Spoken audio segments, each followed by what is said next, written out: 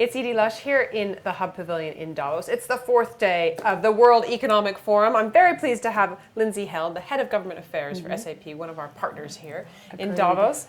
Tell me about what you've heard in the tone of Davos this year. Sure, Edie. Well, first of all, we're thrilled to be here and be part of Hub this year at Davos for the first time.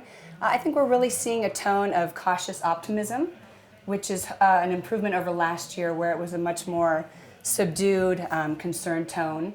So I think that's a positive thing. And I think within the walls of Davos, we're seeing people who are really looking to make progress, come up with real solutions to the challenges our world is facing today. And there's definitely an environment and a willingness to figure out how we do that together and really kind of get our hands dirty. So I'm hoping that continues as we leave Davos as well.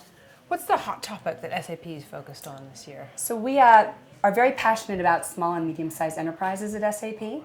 We had the pleasure of hosting a breakfast this morning where we brought together leaders who look at this topic across the board on a global basis, and really kind of came away with a few areas that we see as being critical for SMEs, as they really are the backbone of the global economy. One of those is really helping them explore new ways for finding financing models and funding. That includes anything from peer-to-peer as well as tapping into capital that sits with organizations that might be accessible to their supply chain partners.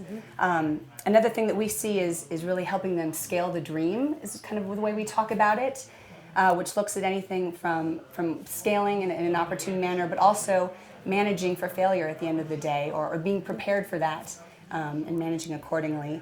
And then really the third piece is mentorship, which we think is critical.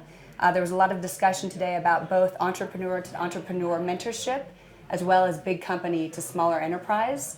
And what we're doing, for example, is bringing along one of our business partners, even so much as helping them navigate Davos for maximum business value. So that's kind of the hot topic for SAP this week at Davos. Thanks so much, Lindsey, for coming by, and it's been great to have you here in the Hub Culture Pavilion. Thanks, Edie. We'll see you next year, I hope. Terrific. Thank you.